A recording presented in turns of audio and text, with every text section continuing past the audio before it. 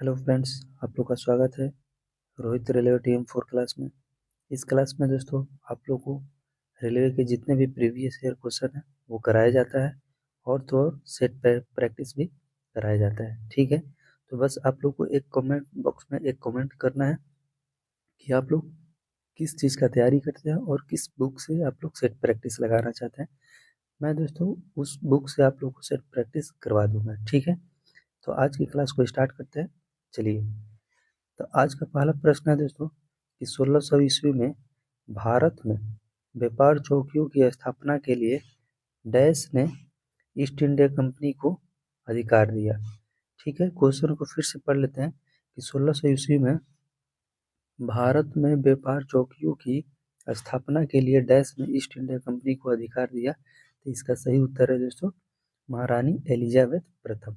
इसका right answer है महारानी एलिजाबेथ प्रथम। ठीक है, महारानी एलिजाबेथ प्रथम का कहाँ की थी दोस्तों? तो ये इंग्लैंड की थी, ये इंग्लैंड की थी। ठीक है, इनका जन्म कहाँ पर हुआ था? तो इंग्लैंड के ग्रीनविच शहर में। इंग्लैंड के ग्रीनविच शहर में कब हुआ था? तो 1533 में। इनका जन्म कब हुआ था? 1533 में इंग्लैंड के ग्रीनविच शहर में। ठीक है, इनकी मृत्यु 1603 में हुआ था। इनकी मृत्यु 1603 में हुआ था। ठीक है, आगे बढ़ते हैं। नेक्स्ट क्वेश्चन है, अगला नंबर क्वेश्चन है कि पुर्तगालियों द्वारा वर्ष 1662, यहाँ पर करेक्ट कर लीजिएगा दोस्तों, लूसेंट में आपका 1661 दिया होगा। ठीक है, तो पुर्तगालियों द्वारा वर्ष 1661 में इंग्लैंड के राजा चार्ल्स द्वितीय को पुर्तगाल के राजा की बहन से शादी करने पर दहेज के रूप में किस भारतीय शहर को उपहार स्वरूप दिया गया था? यानी जो इंग्लैंड के राजा थे चार्ल्स द्वितीय, तो ये चार्ल्स द्वितीय का शादी हुआ था पुर्तगाल के राजा जो थे। ठीक है, उनकी बहन का नाम क्या था? तो Catherine of Braganza. Catherine of Braganza. ठीक है, उनका विवाह 1661 में हुआ था चार्ल्स द्वितीय के साथ। तो पुर्तगाल के जो राजा थे वो मुंबई शहर को वो उपहार के रूप में दिए थे। ठीक है, आप लोग देखते चलिएगा दोस्तों कि किस एग्जाम में कैसा क्वेश्चन पूछा जा रहा है। ठीक है, तो आगे बढ़ते हैं। नेक्स्ट क्वेश्चन है, मेगास्थनीज भारत आने वाले शुरुआती खोजकर्ताओं में से एक था, उनका संबंध किस देश से था? क्वेश्चन को फिर से पढ़ लेते हैं कि मेगास्थनीज भारत आने वाले शुरुआती खोजकर्ताओं में से एक था, उनका संबंध किस देश से था? तो इसका राइट आंसर है दोस्तों यूनान। इसका राइट आंसर है यूनान। मेगास्थनीज कहाँ के थे? तो यूनान के थे। ठीक है, ये किनके दरबार में रहते थे? तो ये चंद्रगुप्त मौर्य के दरबार में रहते थे। ये चंद्रगुप्त मौर्य के दरबार में रहते थे और इनकी पुस्तक का नाम है इंडिका। इनकी पुस्तक का नाम है इंडिका। ठीक है, ठीक है दोस्तों, इनकी पुस्तक का क्या नाम है? इंडिका है। ये चंद्रगुप्त मौर्य के दरबार में रहते थे। ठीक है, आगे बढ़ते हैं।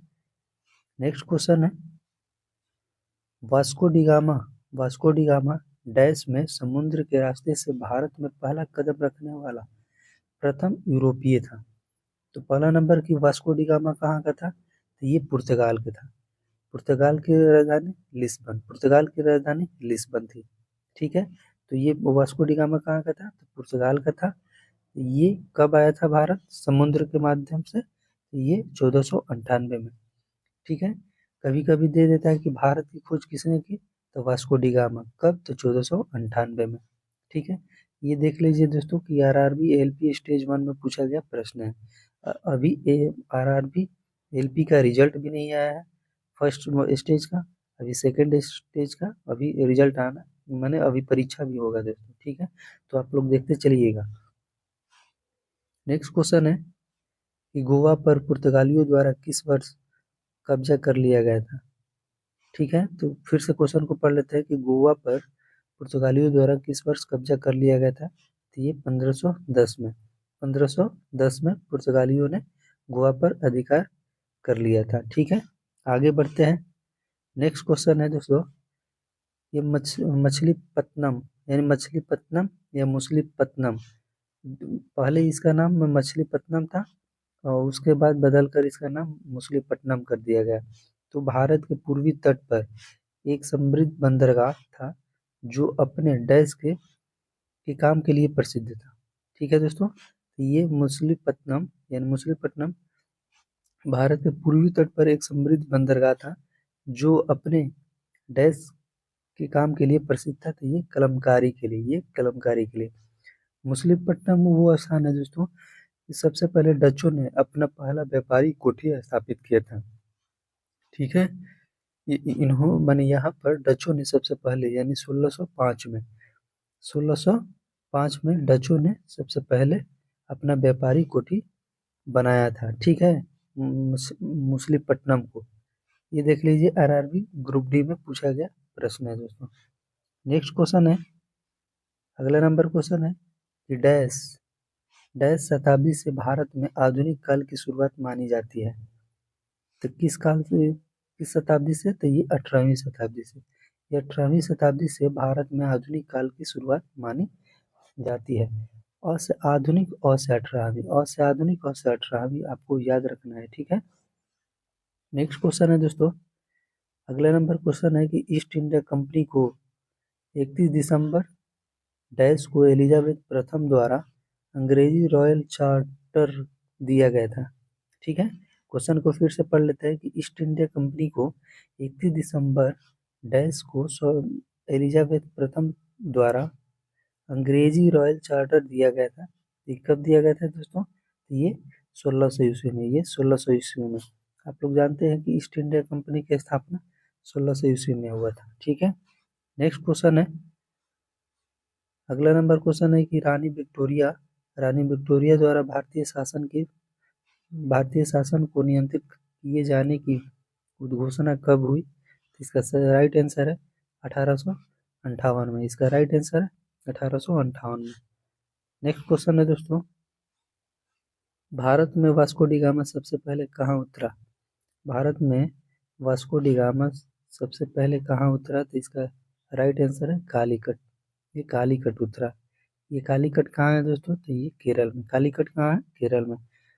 आगे बढ़ते हैं दोस्तों, अगला नंबर क्वेश्चन है, कि रिसरा में पहली जूट मिल की स्थापना कब हुई थी? माने कहाँ हुई थी रिसरा? माने रिसरा जो है, रिसरा में पहली जूट मिल की स्थापना डैश में हुई थी? तो ये कोलकाता में हुई थी। ठीक है, ये कहाँ पर हुई थी? तो सबसे पहली जूट मिल की स्थापना कहाँ पर हुई थी? तो ये कोलकाता में हुई थी। कोलकाता के रिसरा नामक जगह पर। कब होती है? तो 1855 में। कब होती है? तो 1855 में। ठीक है दोस्तों, रिसरा कहाँ है? तो कोलकाता में है। कब होती है यहाँ पर जूट मिल की स्थापना? सबसे पहली बार 1855 में।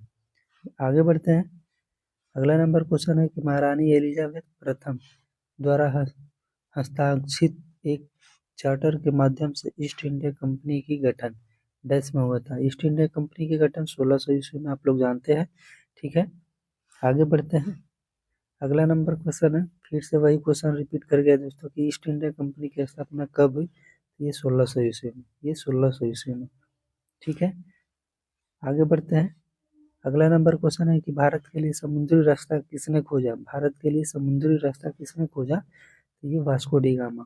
वास्को डी गामा कहाँ का था? तो पुर्तगाल का था। कब आया था? 1498 में भारत की खोज की थी, समुद्र के माध्यम के द्वारा आया था।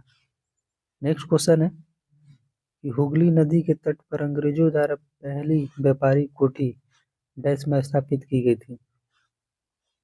क्वेश्चन को फिर से पढ़ लेते हैं कि हुगली नदी के तट पर अंग्रेजों द्वारा पहली व्यापारी कोठी डैश में स्थापित की गई थी। तो 1651 में। 1651 में।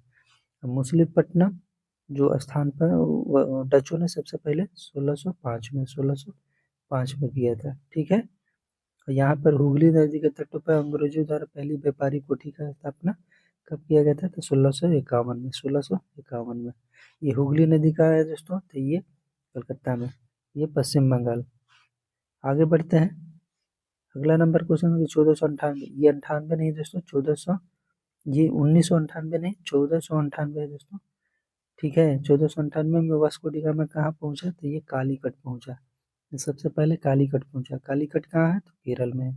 ठीक है, नेक्स्ट क्वेश्चन है, कि महारानी एलिजाबेथ प्रथम ने ईस्ट इंडिया कंपनी को पूर्व में व्यापार करने का एकाधिकार कब प्रदान किया? तो ये 1600 ईस्वी में। ठीक है, इसका राइट आंसर है 1600 ईस्वी में। ठीक है, नेक्स्ट क्वेश्चन है, फिर से वही क्वेश्चन आ गया दोस्तों, बार बार रिपीट कर रहा है। 2-4 क्वेश्चन ऐसा है कि बार बार रिपीट कर रहा है। ठीक है, अगर आप लोग को मेरा वीडियो अच्छा लग रहा हो तो दोस्तों इस वीडियो को ज़्यादा से ज़्यादा शेयर करें और अपने दोस्तों में ज़्यादा से ज़्यादा शेयर करिएगा, और वीडियो अच्छा लगे तो लाइक भी कर दीजिएगा। ठीक है, तो वास्को डी गामा भारत कब आया था? 1498 में। इसका राइट आंसर है 1498। ठीक है, नेक्स्ट क्वेश्चन है, अगला नंबर क्वेश्चन है कि इनमें से किसे भारत के नए समुद्र मिले? इनमें से किसे भारत के नए समुद्र मिले? तो इसका राइट आंसर है Vasco D gamma. Vasco D gamma कहाँ का था? तो पुर्तगाल का था। पुर्तगाल की राजधानी लिस्बन। कब आया था? 1498 में। अगला नंबर क्वेश्चन है कि स्वतंत्रता पूर्व भारत के नामजद सशक्त जमींदारों के लिए किस शब्द का प्रयोग किया गया था? तो ये अमला। इसका राइट आंसर है अमला। ठीक है, स्वतंत्र पूर्व भारत के नामजद सशक्त जमींदारों के लिए किस शब्द का प्रयोग किया गया था? तो इसका सही उत्तर है अमला। इसका राइट आंसर है अमला। ठीक है दोस्तों, तो आज के वीडियो में इतना ही दोस्तों। अगर आप लोग को ये वीडियो अच्छा लगा हो तो मेरे वीडियो को लाइक शेयर और सब्सक्राइब जरूर कर दीजिएगा, और दोस्तों में शेयर भी करिएगा। दोस्तों ऐसे ही वीडियो पढ़ने के लिए आप लोग मेरे चैनल को सब्सक्राइब करिए।